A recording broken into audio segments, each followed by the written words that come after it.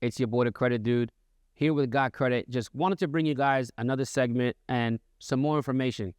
Today, I want to talk about the 7 credit myths that you need to leave in 2025, because you've probably been hearing some of these things, whether it's been on social media, on the internet, or just maybe you learned about it along the way, and they actually could be holding you back from either opportunities with your credit or just with you earning or obtaining better credit overall. I wanted to take these 7 myths that I hear a lot about, break them down to you, and help you understand truly what these myths mean and why they're myths, but also how to take these myths and turn them into positive. So let's dive right in. Myth number 1 is that checking your credit score actually hurts you. It depends, right? Because if you're checking your credit on your own, meaning maybe you're using MyFICO, you're using Identity IQ, you're using Credit Karma, you're going on annualcreditreport.com. You checking your credit report on your own as a consumer does not hurt your credit. And that's actually a good thing, because you can check your credit report and score every single day and then not impact you in any way. But let's say if you are applying for an auto loan or a mortgage or a credit card or a student loan, then that is going to be considered a hard inquiry. Now, sometimes there are things on the website that can kind of do like a pre-approval or a pre-qualification without impacting your score. Now, that's just to see if you qualify or if you meet the criteria for it.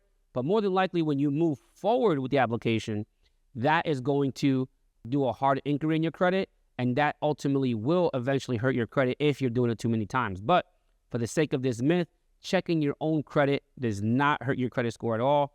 So I actually encourage it. You can go to gotcreditmonitoring.com to check your credit with Identity IQ or MyScoreIQ for $1. And I highly encourage that you're checking your credit at least once a month. You want to know what's on there. You want to be vigilant of any negative items and also positive accounts to make sure you're getting the credit for the things that you're doing. Myth number 2 is that carrying a balance on your credit card actually helps you. It really depends also on this situation, right? The magic number when it comes to credit utilization is 1%. If you leave your credit card at a 1% balance when it reports to the credit bureaus, you will receive maximum points in this category, which is debt or credit utilization, which is about 165 points. So as long as you do that, and as long as you're keeping your credit cards at 1% balance every single month, you're good. But I do want to tell you that if you've heard, leave 20% balance on there or 30% balance, the banks want to see you pay interest.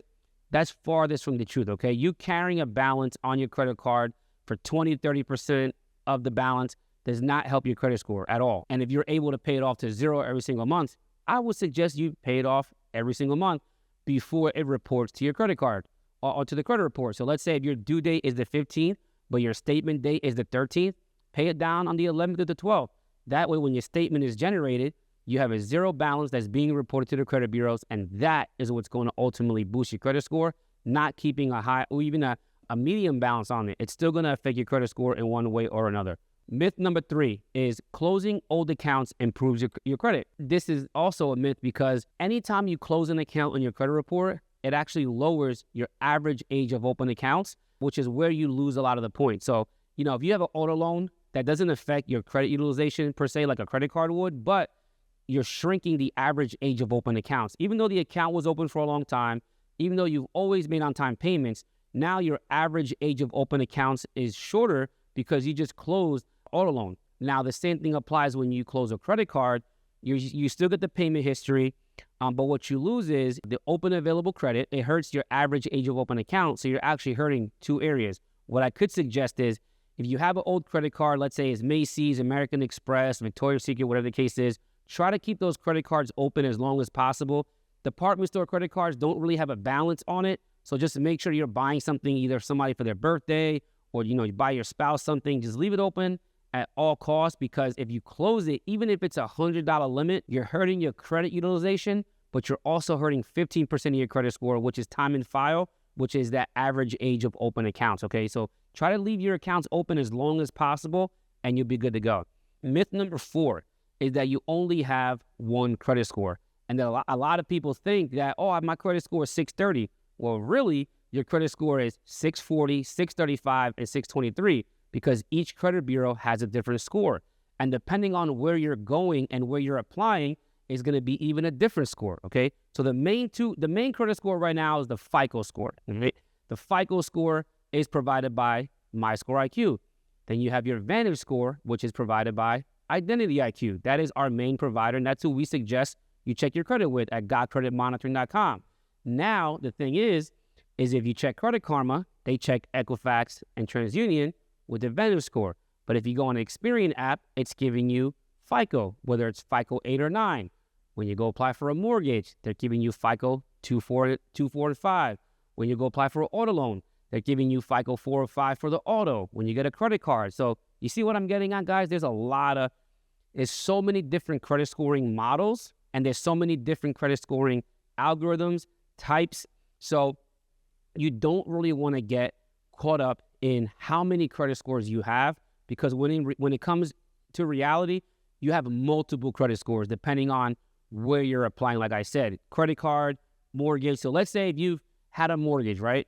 And you were late with a mortgage before, your mortgage score is going to be lower than an auto loan score if you've never been late with an auto, because they're grading you specifically on what you're applying for.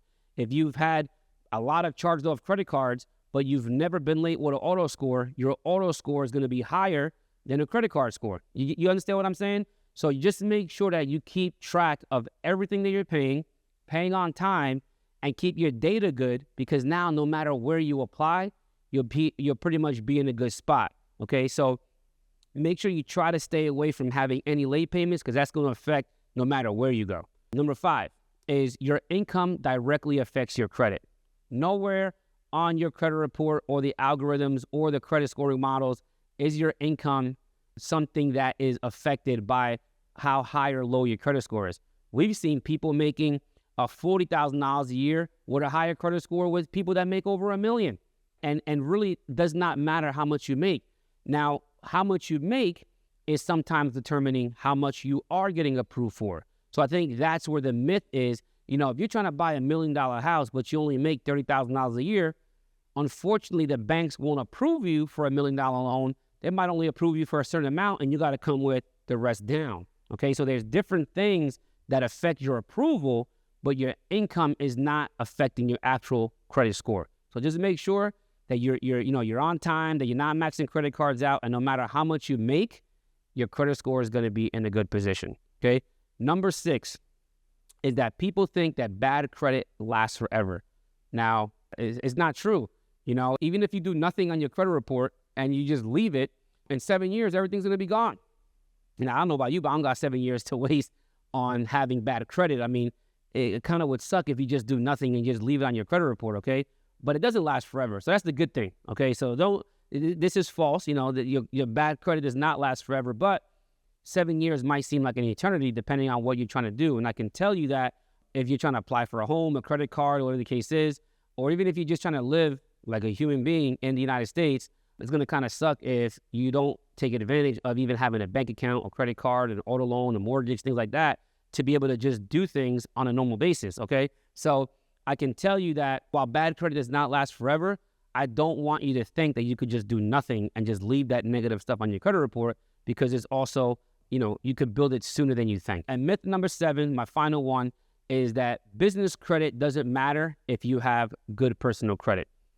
This can go either way, Personal credit doesn't matter if you have good business credit. You don't want to ignore the two. So this one's for my business owners.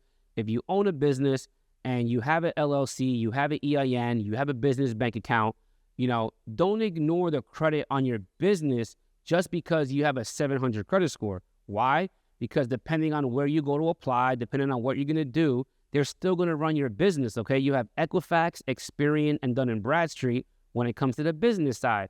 On the personal side, you have Equifax, Experian, and TransUnion. 6 different credit reports, 3 on the business side, 3 on the personal side. And depending on where you're applying, they might check all 6, especially if it's for the business.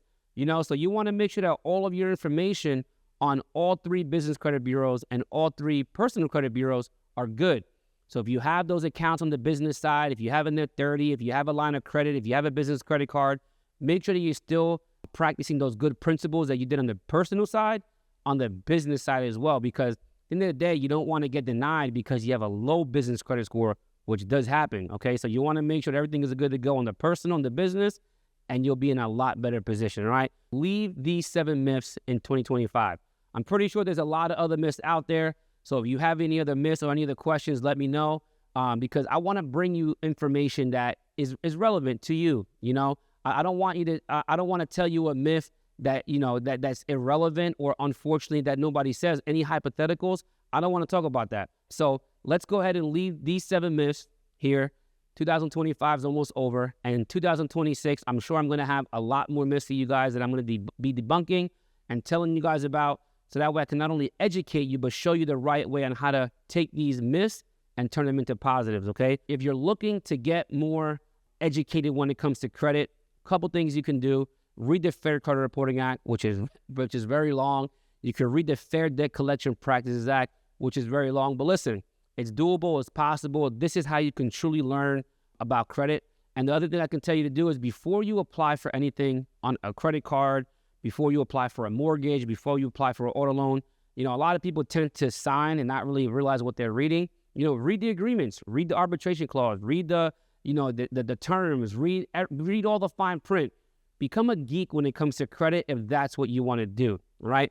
And I can tell you it'll allow you to understand some of these myths and why they are myths and why they're just not true. If you have any other questions, comment below.